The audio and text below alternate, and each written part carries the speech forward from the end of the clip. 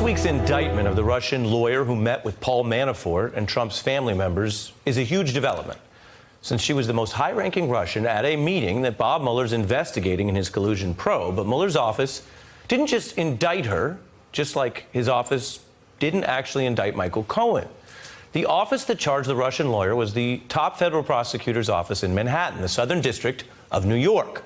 This is the office with jurisdiction over the Trump Organization and activities involving Trump and his family, which includes anything he did before he became president. So tonight, we turn to a special report why this office is proving so significant and why it's making such pivotal moves on matters adjacent to the Mueller probe. The first thing you need to know is that this story is way bigger than Trump.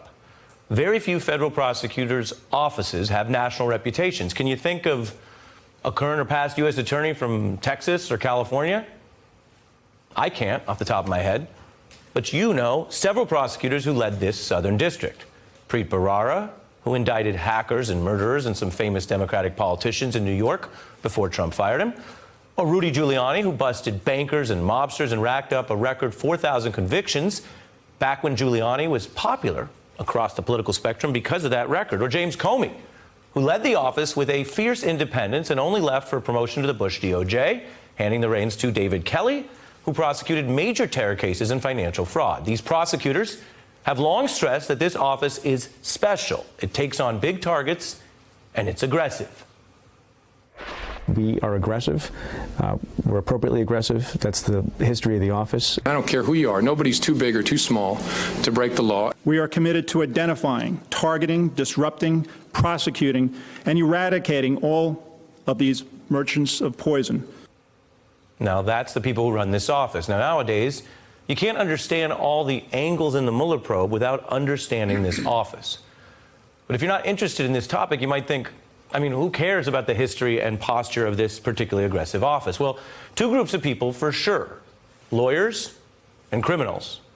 For lawyers, well, it's their field, and for criminals, they learn quickly which prosecutors and investigators are most aggressive in pursuing them. So it stood out when right after Trump's election in November 2016, when he had thousands of open posts to fill in the administration, he chose to personally invite one U.S. attorney to Trump Tower. There are 93 of them, but only one was summoned to Trump Tower in front of the cameras, the U.S. attorney from the Southern District of New York, Ferrara.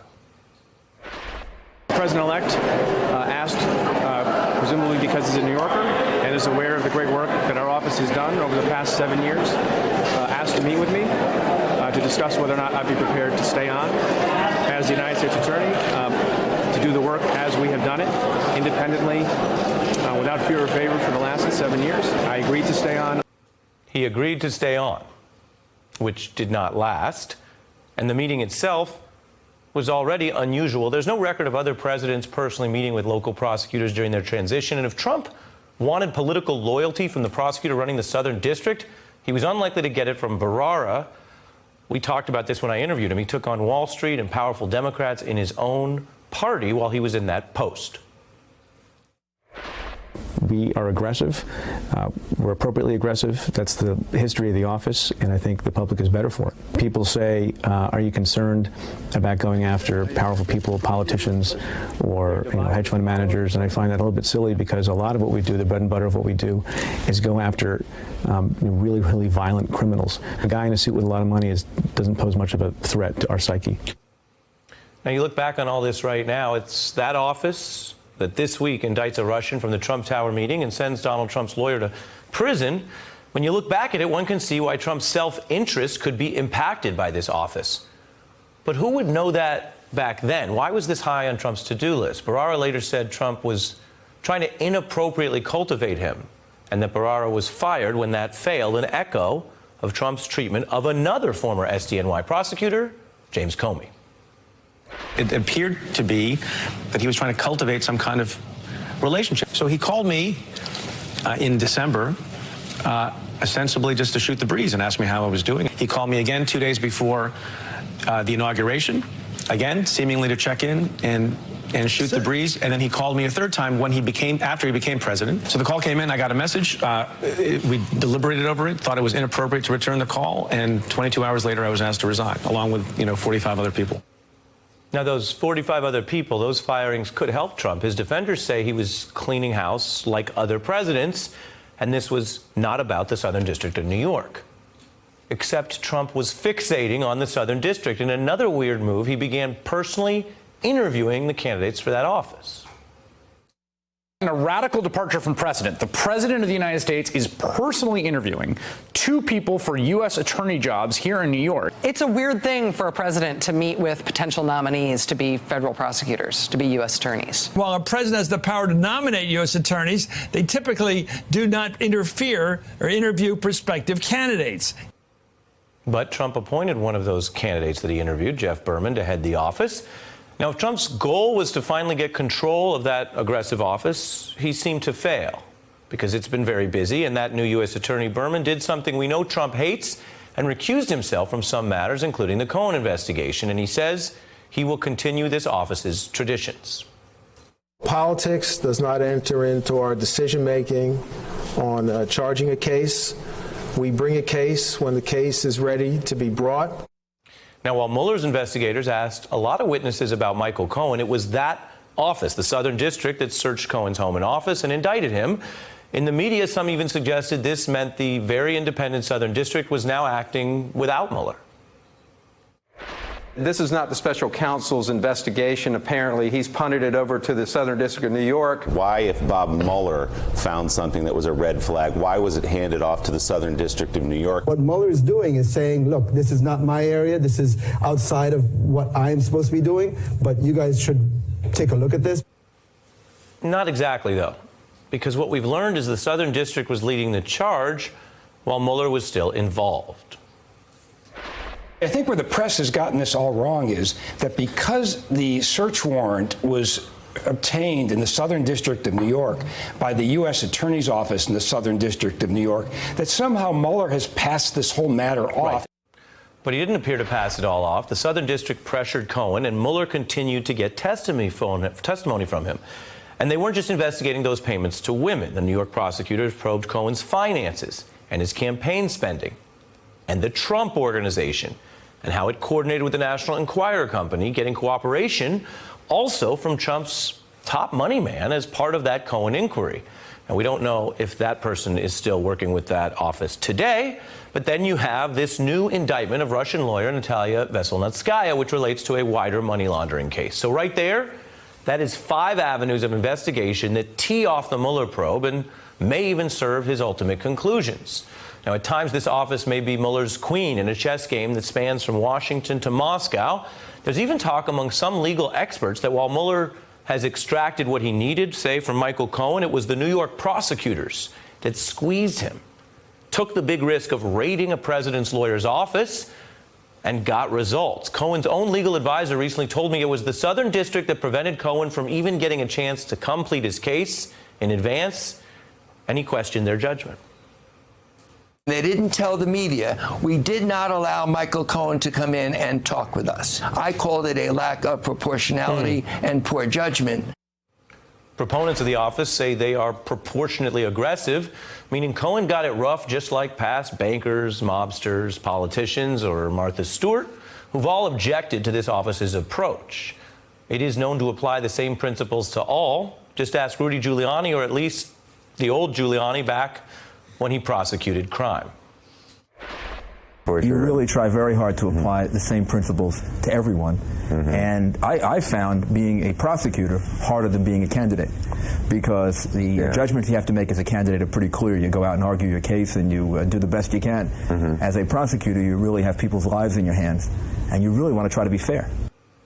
Fair and aggressive, an approach that has scared many powerful people and apparently got Donald Trump's attention. Now, tonight, this office is operating at the nexus of major issues in Trumplandia. Let's take them together.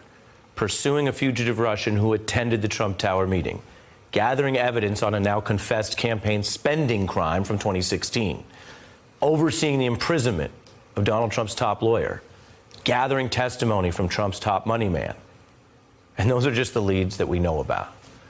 This office isn't really like other offices, and to understand how it works, it does help to have someone who's run it, a big legal name like James Comey or a Ferrara, or a David Kelley, who replaced James Comey as U.S. Attorney for the Southern District of New York from 2003 to 2005.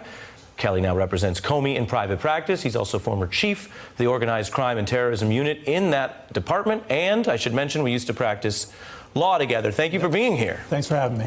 Why does this office scare people? Does it look to you like it's continuing an aggressive tradition? And will we hear more from it on any of those cases I mentioned?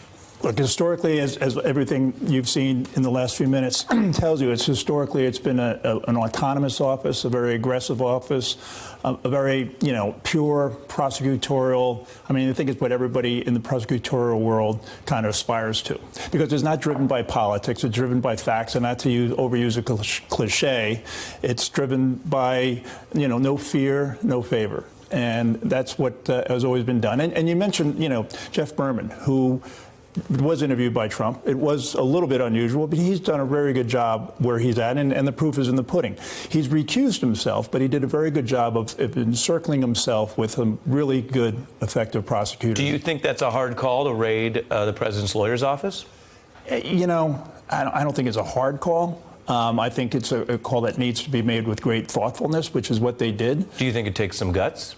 Takes guts, but again, when you're in that office, that's just what you do. That's how they roll. That's what you do. So when you look at that office unsealing the indictment of this Russian lawyer who was at the Trump Tower meeting this week, so she's now in the U.S. law's eyes a fugitive.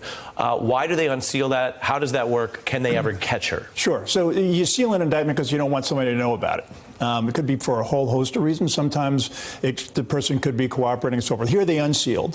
Why? She may already know about it. Two, it may help shake the trees a little bit for more witnesses, more information that may be helpful. Three, it may help track her down. Four, it may be in connection with some sort of mutual legal assistance treaty to get her from another country. If she's Russia, I doubt that's the case, but there could be a whole host of reasons for it. And, I think probably at the end of the day, she probably already knows about it, so why bother sealing it? Do you think they are apparently working closely with Mueller to make sure they coordinate outcomes? I don't know that look, I think they're certainly not working at odds. Would be my sense. How much they are actually coordinating, I think they might think that it's better on some levels to not coordinate and other levels to just kind of coordinate in the sense that let's stay in each other's swim lanes, stay out of each other's swim lanes and stay in our own. I showed some of the criticism that they were very hard on Mr. Cohen. He currently has the largest sentence of anyone who's been caught up in this. What do you think of that criticism of the office? I don't think it's fair criticism. I think the criticism is look, they treat everybody the same. And if you want to come in and cooperate, you better give up everything you ever did. If you stole a candy bar when you were a kid, you better tell them about that. And if you don't want to tell them about it, well, it's not going to work out so well for the cooperation. And that's an ironclad rule there. And if you bend it for Cohen, you have to bend it for other people. And they're not going to do that. Other districts do things a little bit differently. And Bob Mueller's office has taken an approach that a lot of districts do, and they don't take that hardline approach, but the Southern District wouldn't yield, and I give them a lot of credit for that. Let me ask you about a criticism that's been lodged against the current district, but also when you were in charge there, which is criticism when I was there? A criticism when you were there, sir, that they have a New York taste for going after high-profile defendants. Your response? I don't buy that. I think what they do is they go after cases where cases are to be made and where they should be made. There's something. Look, I don't think you go after a case, just for the sake of being high profile. Often the case is if it's high profile, it's good because it sends a message to the public that you're doing, that there's no one above the law, that the rule of law stands strong. And so you're saying there can be a justified law enforcement reason to go hard at someone who is famous or powerful in the public eye? Sure, but I haven't seen a situation where you go after them hard because they are a powerful person or a high-profile person. You go after them hard because the facts demand it. Let me read to you what Donald Trump reportedly said to his acting attorney general, Mr. Whitaker, about the Cohen prosecution in the Southern District. Quote, Trump voiced his anger at Whitaker after prosecutors in Manhattan officially implicated the president in a hush money scheme. What does it tell you, as a veteran of this office, that this New York resident turned president was so fixated on this office from the start? What do you think accounts for that? And is that kind of pressure inappropriate? I think this guy, the president, is trying to keep his enemies close. I mean, it's pretty clear. It's his MO. You know, you talk about how he rolls. That's how he rolls. And I think that's what he was trying to do. And if you look at his conduct throughout this, going back with Jim Comey and others, you know, if you're not loyal, he's going to get rid of you. And that's what he's done here. And he's tried to influence cases where no other president has tried to exert that type of influence, and is completely inappropriate. And final question while I have you, because I like to get you when you are available in the news. The Bill Barr nomination, your view? I knew Mr. Barr back when he was in the Justice Department before. Tremendous respect for him. I'm a little concerned about how he's going to handle having prejudged some issues concerning the Mueller investigation. It's going to be interesting how that gets fleshed out at his confirmation hearings. He's certainly a very capable lawyer, certainly very familiar with and has proven in the past that he abides with Department of Justice traditions. And I hope and I would expect that he would continue to maintain the integrity of the department as he had in the past. You say prejudge. You think the memo that he privately submitted was a kind of an audition that he would be harsher on those issues? I don't know if it was an audition. It certainly was an indication. I mean, for whatever reason, he wrote the memo.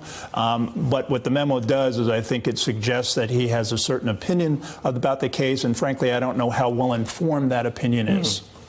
David Kelley, a former U.S. Attorney for the Southern District of New York. Thank you very much for coming on The Beat. I appreciate it. Hey, I'm Ari Melber from MSNBC. You can see more of our videos right here, or better yet, subscribe to our YouTube channel below. You could have been anywhere in the world, but you're here with us, and we appreciate that.